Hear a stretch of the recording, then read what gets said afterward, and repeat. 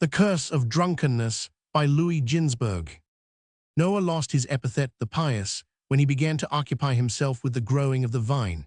He became a man of the ground, and this first attempt to produce wine at the same time produced the first to drink to excess, the first to utter curses upon his associates, and the first to introduce slavery. This is the way it all came about.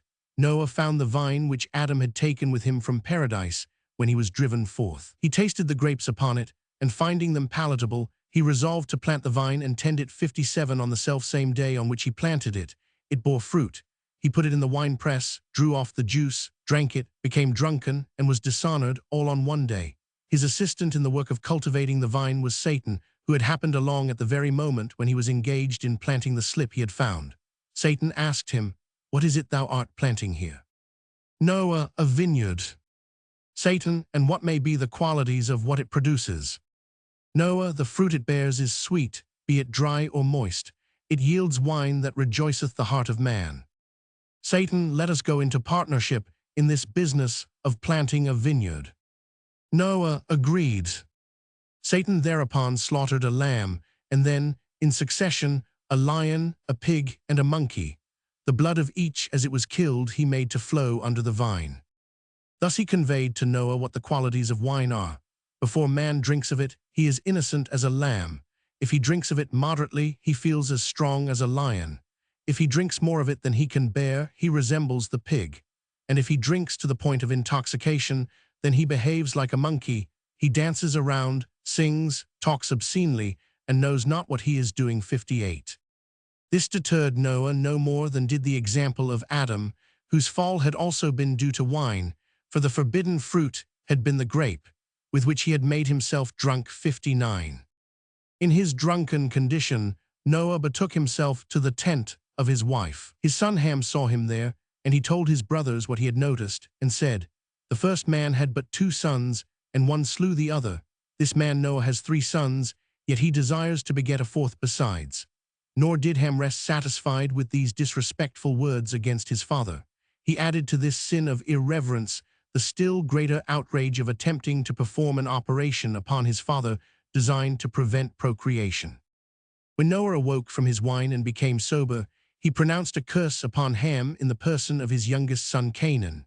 To Ham himself he could do no harm, for God had conferred a blessing upon Noah and his 3 sons as they departed from the ark. Therefore he put the curse upon the last-born son of the son that had prevented him from begetting a younger son than the 3 he had. Descendants of Ham through Canaan therefore have red eyes, because Ham looked upon the nakedness of his father. They have misshapen lips, because Ham spoke with his lips to his brothers about the unseemly condition of his father.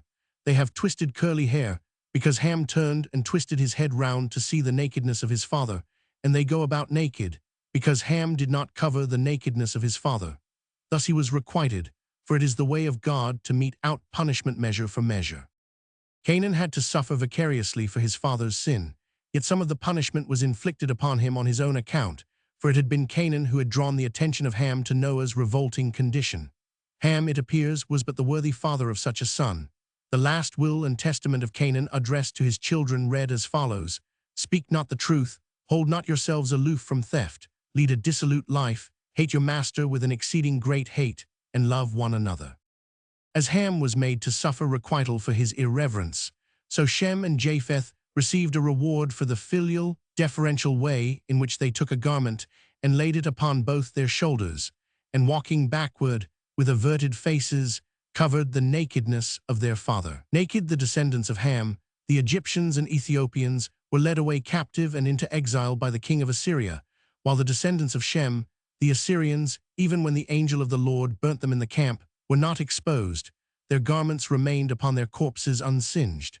And in time to come, when Gog shall suffer his defeat, God will provide both shrouds and a place of burial for him and all his multitude, the posterity of Japheth. Though Shem and Japheth both showed themselves to be dutiful and deferential, yet it was Shem who deserved the larger meed of praise. He was the first to set about covering his father. Japheth joined him after the good deed had been begun. Therefore the descendants of Shem received as their special reward the talit, the garment worn by them, while the Japhethites have only the toga. A further distinction accorded to Shem was the mention of his name in connection with God's in the blessing of Noah. "Blessed be the Lord, the God of Shem," he said, though as a rule the name of God is not joined to the name of a living person, only to the name of one who has departed this life. 64. The relation of Shem to Japheth was expressed in the blessing their father pronounced upon them. God will grant a land of beauty to Japheth, and his sons will be proselytes dwelling in the academies of Shem.